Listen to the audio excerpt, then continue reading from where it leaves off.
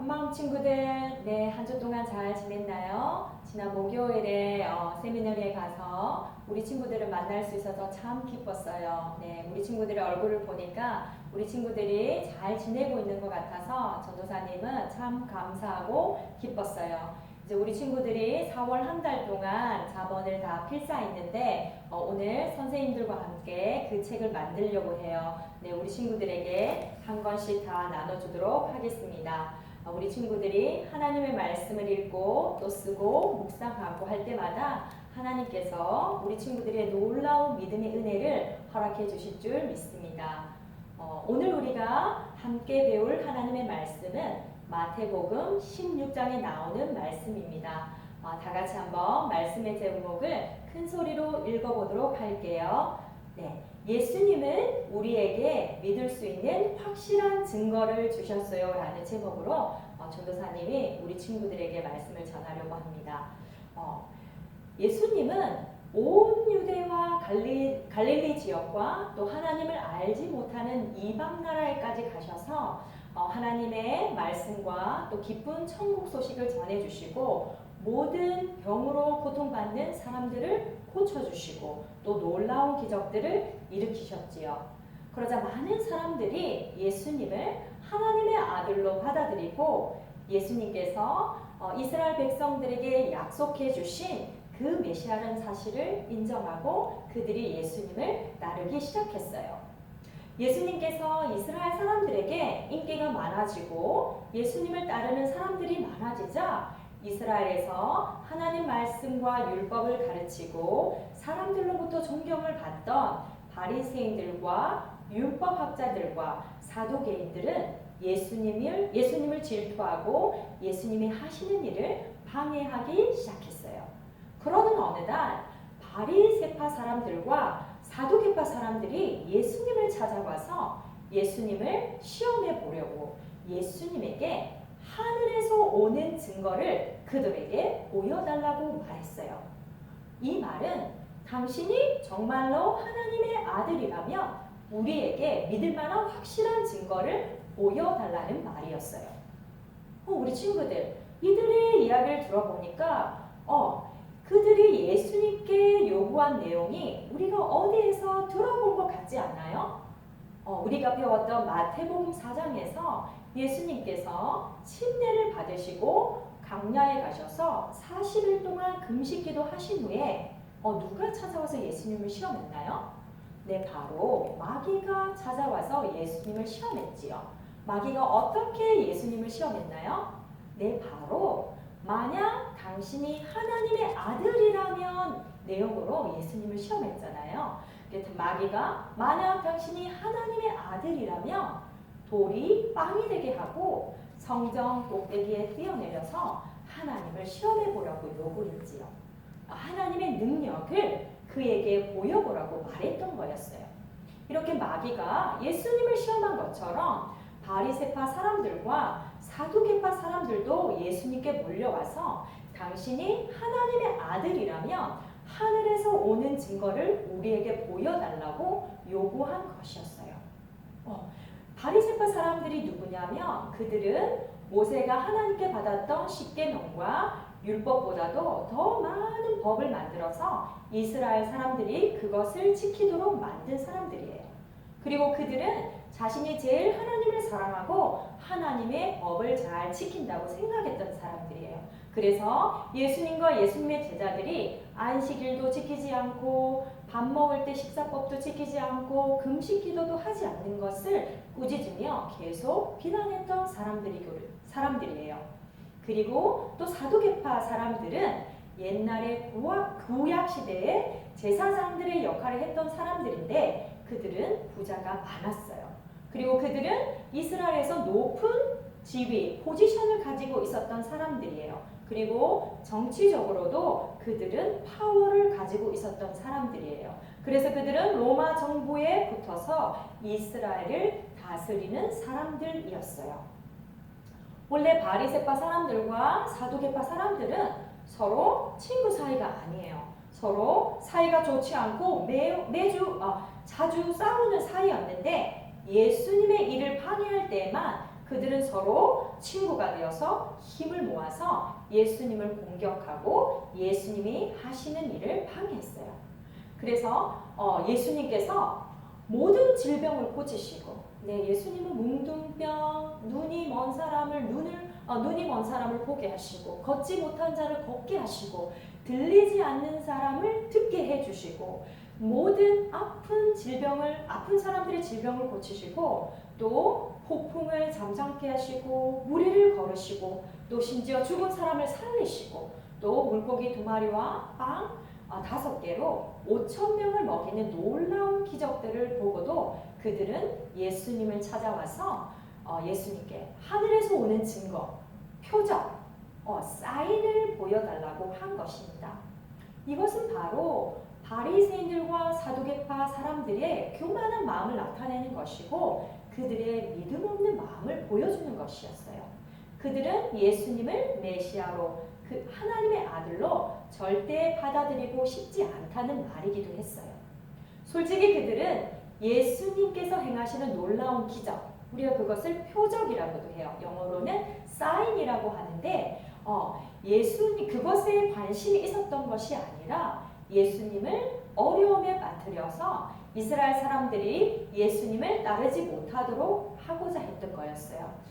그래서 계속해서 예수님을 찾아와서 예수님을 시험하고 또 예수님이 하시는 일을 방해했던 거였어요. 예수님은 이들에게 너희가 하늘의 색깔을 보고 날씨가 어떨 것이라고 잘 맞추기도 하면서 어떻게 내가 메시아이심을 보이는 시대적인 증거들은 구별을 하지 못하느냐라고 말씀하시며 그들을 꾸짖으셨어요. 그리고 예수님은 그들에게 악하고 죄가 많은 이 세대가 증거를 보여달라고 하지만 요나와 같은 증거 외에는 아무것도 받지 못할 것이라고 말씀하시고 그들을 떠나가셨어요. 예수님께서 그들에게 요나와 같은 증거밖에는 보일 증거가 없다고 말씀하셨는데 그럼 예수님께서 말씀하신 요나의 증거는 무엇일까요? 요나가 누구예요? 요나는 구약의 요나서를 우리가 보면 요나 선지자는 북이스라엘을 멸망시킨 아시리아의 수도인 니네오로 가서 회개의 말씀을 전하라고 하신 하나님의 명령을 거절했던 선지자였어요. 그가 하나님의 명령에 순종하지 않고 하나님이 가라고 한 니네오를 가지 않고 그 정반대인 욥바로 도망을 갔다가 요나가 탄 배가 폭풍을 만나서 그 모든 배에 있는 사람이 죽게 되자 그 사람들이 요나를 바다에 던지게 되었는데 요나는 물고기 뱃속에서 3일 동안이나 있었음에도 죽지 않고 살아났던 선지자였지요. 우리 친구들 어떻게 물고기 뱃속에서 3일 동안이나 있었는데 사람이 죽지 않고 살아났을까요? 보통 사람이었다면 죽었을 텐데 죽지 않고 살아났던 것은 하나님께서 요나를 위해서 매우 큰 물고기를 준비하셔서 요나를 삼키게 했기 때문이에요. 그리고 하나님께서 그 물고기에게 명령을 하셔서 요나를 마른 땅 위에 뱉어 놓으라고 말씀하셨기 때문에 요나가 죽지 않고 살아나게 된 것입니다. 이것이 바로 하나님의 메시지가 담긴 기적, 우리가 하늘에서 오는 증거, 표적이라고 말할 수 있는 거죠. 그럼 요나의 증거는 예수님과 무슨 상관이 있을까요? 예수님께서 왜 요나의 증거밖에는 내가 보일 증거가 없다고 말씀하셨을까요?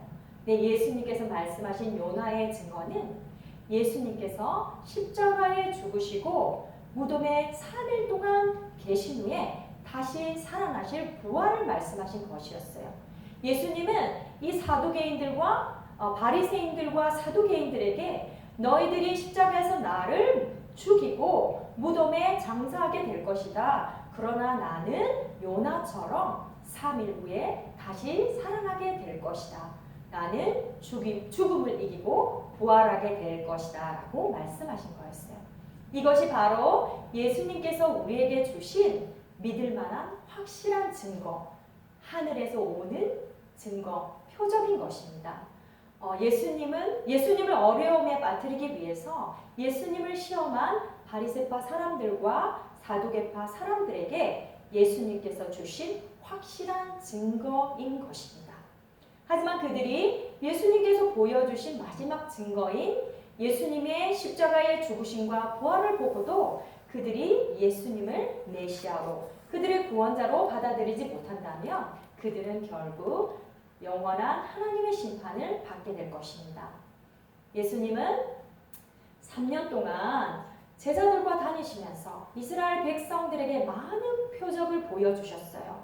이 모두가 하늘에서 온 증거들이고 또 예수님께서 성경에 약속된 메시아이심을 보여주는 증거들이었습니다. 하지만 예수님의 십자가의 죽으심과 부활은 하나님께서 우리에게 주신 마지막 표적이고 또 모든 사람을 구원하실 확실한 증거를 주신 것입니다.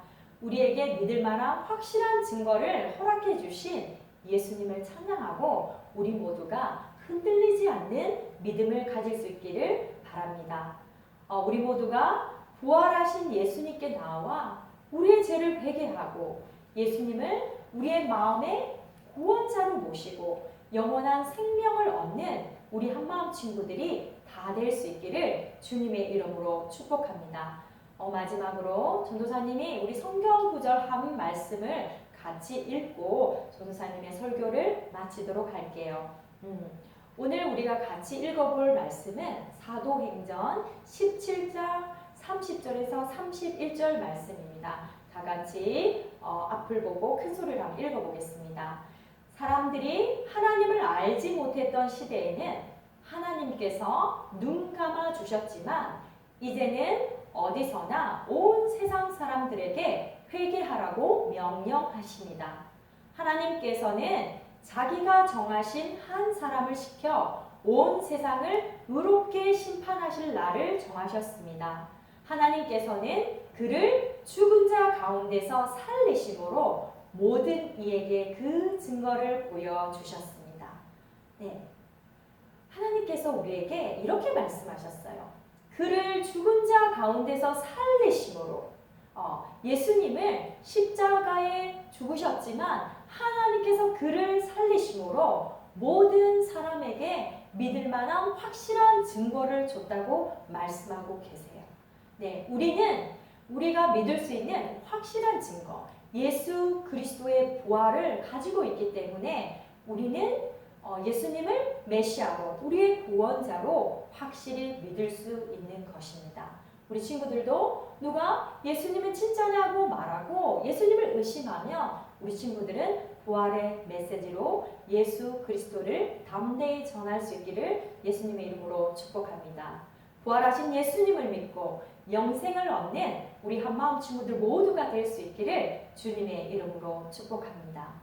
네, 그럼 우리 같이 말씀을 생각하면서 기도하도록 해요. 하나님 아버지 감사합니다. 이 땅에 하나님 우리가 죄인으로 살았지만 예수 그리스도를 보내주셔서 우리의 죄를 깨끗하게 하시고 우리를 죄인에서 의인으로 삼아주시니 감사합니다. 하나님은 그저 우리에게 믿으라고 말씀하신 것이 아니라 우리가 믿을 수 있는 확실한 증거를 허락하여 주셨습니다.